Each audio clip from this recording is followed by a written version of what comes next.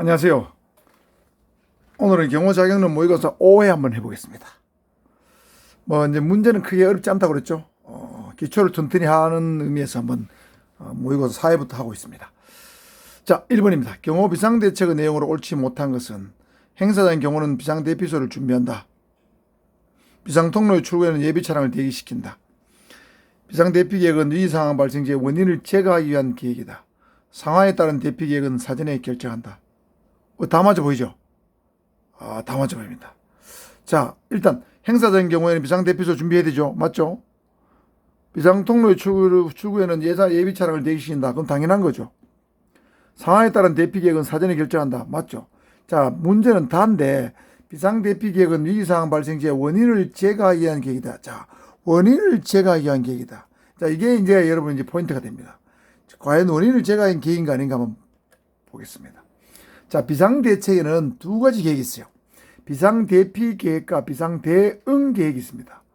자, 비상대피계획은 우발상황이 발생했을 때 현장에서 신속히 대피하기 위한, 즉 피신하기 위한 계획을 말합니다. 예를 들면 비상대피로를 사전에 준비해둔다, 비상대피소를 미리 준비해둔다, 비상대기 차량을 출구에 대기시킨다, 예비도로를 선정해둔다. 이런 것들은 비상대피 피신을 위한 계획이고, 비상대응계획은 정전, 화재 등으로 인한 위험 발생 시에 그 원인을 제거하고 수습하기 위한 계획을 말합니다. 비상대응계획. 예를 들면 불이 났다. 화재가 발생하면은 불을 먼저 꺼야 되겠죠? 원인 제거입니다. 그 다음에 후속 조치를 취해야 되겠죠. 정전이 됐다. 그러면 정전이 됐으면 정전된 상태를 복구해야 되겠죠? 원인을 제거하는 겁니다. 그 다음에 이제 정전이라든가 화재로 인해서 어떤 대상자가 위험에 빠졌다. 그럴 때는 거기에 따른 구조 구급 대책입니다. 원인을 제거하는 것과 관계 있는 것은 비상대응이고, 단순한 피신을 위한 비상계획은 비상대피계획입니다. 그래서 경호비상대책의 내용으로 옳지 못한 것은 있는데, 비상대피계획은 위기 발생 시 원인을 제거하기 위한 계획이다. 비상대응계획은 원인. 자, 응은 원인입니다. 비상대응은 원인이다.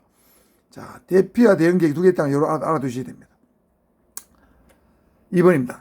행사장 경우 시 갑자기 정전사태 발생 시 대상자를 보호하기 위한 1차적 조치상으로 올바른 것은 전기가 다시 들어올 때까지 그 자리에서 기다린다. 멍청한 짓이죠.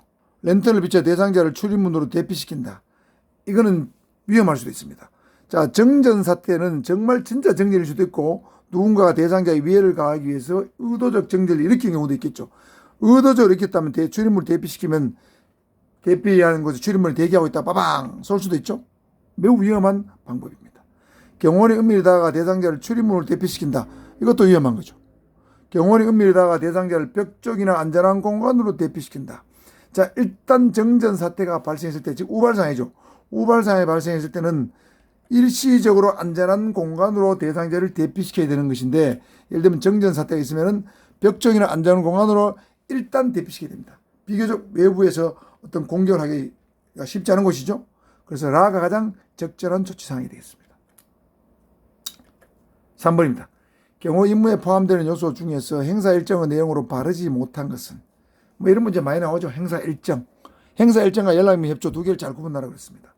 대상자 출발 일시, 도착 일시, 대상자에 대한 의전사항, 대상자의 신상 내용, 수행원이 투숙할 호텔의 종업원 명단. 자, 행사 일정에 개가 일정을 파악한다고 그랬죠. 대상자가 누구인가 신상입니다. 그 다음에 대상자가 언제 출발해서 언제 도착하는가. 맞죠?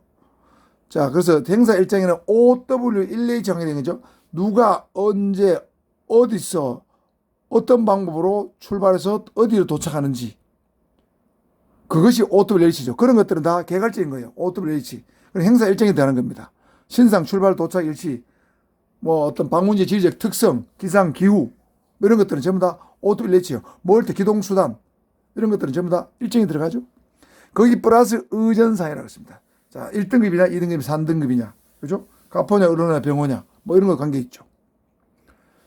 수행원이 투숙할 호텔의 종업원 명단은, 저거는 행사 일정 단계에서 파악할 게 아니고, 연락 및 협조 단계에서 행사 주최 측으로부터 파악하면 되겠죠? 행사 주최 측으로부터 파악하면 됩니다. 종업원 명단은 빨리 할 필요가 없습니다. 천천히 됩니다.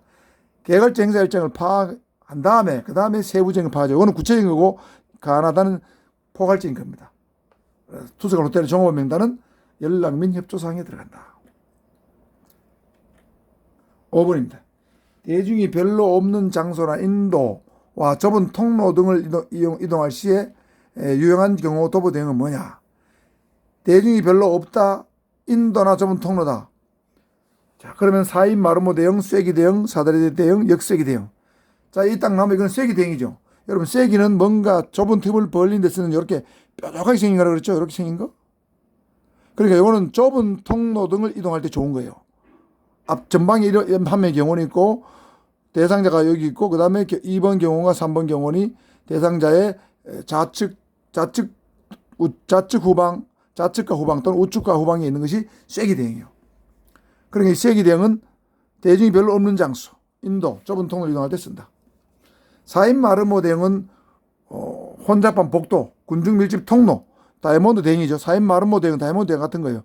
그러니까 앞에 있는 사람이 앞에 군중이 많은 걸 치고 나가면서 좌우에 있는 경원이 약간 벌리는 형태.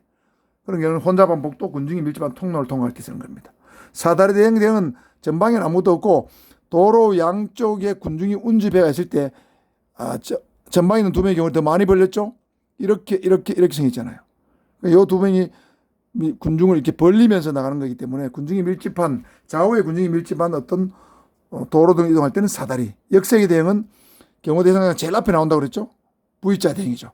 이거는 실내 행사할 때 경호 완전히 전방의 경호 완전히 확보된 상태. 경호 대상자의 어떤 권위 이런 걸 중시하는 대응이 역세기 대응 또는 V자 대응이라고 얘기했습니다. 답은 나가 되겠습니다. 기타 세기 대응은 한쪽에 인위적 자연적 방벽이 있는 경우도 중요하다고 그랬죠. 자, 이쪽에 방벽이 있으면은 이렇게 형성을 해가지고 1명, 2명, 3명 대상자 이렇게 하는 경우도 있다고 그랬죠. 6번입니다. 경호 행사 시 주 행사장 외부 담당자 임무로 볼 수 없는 것은, 자, 여기에 행사장 외부 담당자로 배웠는데 주가 붙어도 관계없습니다. 주 행사장이나 같은 겁니다. 주 행사장 외부 담당자 임무 또는 행사장 외부 담당자 임무로 볼 수 없는 것은 외곽 감지 고지 및 직시 건물에 대한 안전조치, 차량 및 공중강습 대비책 수립, 외부 지역의 경비 병력 확인, 경비 및 경계구역 내의 안전지시 강화. 자, 어떤 담당이란 말이 나오면 크게 분류가 행사장 내부 담당과 행사장 외부 담당으로 나눠집니다. 경호원 개인별 임무에 가면 달라지죠. 행사장 외부 담당, 건물 내부 담당, 그죠? 건물 내부 담당. 그 다음에 내외곽 취향요소 근무자. 이렇게 세 가지로 나눠지지만 담당이 나올 때는 행사장 내부와 외부로 나눠진다 그랬습니다. 자, 외부 담당자는 건물 내부, 행사장을 제한하는 건물 내부와 외곽을 담당하는 거예요. 그걸 행사장 외부라 부릅니다. 외부 담당자를 불러요. 자, 그럼 외곽 감지 고지 식시금물 안전조치 외부 담당자 의무입니다. 차량 공중강습 대비책 수립. 요거는 2선이 돼야 될 일이죠. 요것도 외부 담당입니다. 경비 및 경계구역. 요건 2선이고 3선이죠. 2선과 3선 안전조치 강화. 요거는 거의 3선이죠. 요것도 3선, 요것도 3선이잖아요. 그럼 요건 가와라는 사진을 일맥상통한다 봐야 됩니다. 외부 지역의 경비 병력을 확인한다는 말은 외부 지역의, 즉 행사장 외부의 경비 병력이 어디에 얼마나 있는가를 확인하는 것은 행사장 내부 담당자가 알고 있어야 되는 거예요. 그래서 이거는 행사장 내부 담당자의 임무입니다. 자, 주의하시고요. 7번입니다. 우발 상황 발생 시의 상황 전파에 대한 설명으로 바르지 못한 것은, 위의 기도자의 공범이 있는 경우를 예상하고 제2의 공격에 대비한 상황도 신속히 전파한다. 아주 훌륭한 경원이네요. 공범을 예상해서, 그죠? 제2의 공격도 대비해야 되겠죠. 위험 발생 상황의 발생 위치나 위험의 종류나 성격을 전파한다. 총기 공격이냐, 수리탄 공격이냐, 그죠? 아니면 카레한 공격이냐, 이걸 전파해야 되겠죠. 공격자는 순간적으로 공격할 수 있으므로 공격자와 최근거리에 있는 경원이 전파해야 된다. 공격자와 최근거리에 있는 경원이 전파해야 된다. 일반적으로는 공격자와 최근거리인 경원이 우발 상황을 가장 먼저 인지할 가능성이 높지만, 예를 들면 경호원이 앞에 있고 경호 대상자가 뒤에 있다고 가정했을 때, 이 경호원은 경호원 앞에 있고 공격자 뒤에 있을 때 공격자가 어떤 행위를 한 걸 인식하지 못하고 다른 쪽에 더 먼 데에 있는 경호원이 공격자의 어떤 우발상을 인식할 수도 있습니다. 그러니까 공격자가 최근거리인 경호원이 전파하는 것이 아니고 항상 우발 상황의 전파는, 즉 인지, 경고는 가장 먼저 우발상을 인지한 사람이 경고를 해야 됩니다. 주의해야 됩니다. 다는 맞는 경우도 있고 틀린 경우도 있기 때문에 바르지 못하다고 봐야 됩니다. 육성이나 무전기를 통해서 다른 근무자들이 상황을 인지할 수 있도록 신속히 전파한다. 자, 전파를 할 때는, 경고를 할 때는 육성으로 해도 됐고 무전기를 통해서 해도 좋습니다. 3시 방향 총기, 6시 방향 수류탄, 이렇게 간단하게 명확하게 경고를 하면 되겠습니다. 자, 이번 시간은 7번까지 하고 8번부터는 다음 영상에서 또 이어서 하도록 하겠습니다. 이제 시험이 얼마 안 남아서 여러분 깝깝하죠? 마음도 초조하고. 자, 그렇지만 이제 어쩌면 열심히 공부한 사람은 시험이 빨리 다가오기를 바랄 것이고, 공부를 못한 사람은, 적당히 땡땡이를 치는 사람들은 시험이 코로나 때문에 안 되거나 시험 안 치거나 연기되기를 바라겠죠. 그러나 이미 발표가 됐죠. 원서 접수도 지금 하고 있지 않습니까? 그러니까 이미 주사위를 던졌으니까 여러분 미친 듯이 몰입하는 수밖에 없습니다. 여러분 떨어지면 1년을 더 공부해야 되잖아요. 그런 걸 예상하면 여러분 지금 쉬고 싶은 거 참아야 됩니다. 저도 이거 문제 만들면서 쉬고 싶지만 참고 하고 있습니다. 자, 그러면서 저한테도 구독과 좋아요 넣어주시고, 여러분 자신에게도 구독과 좋아요 스스로 마인드 컨트롤 해주길 부탁드리겠습니다. 이상입니다.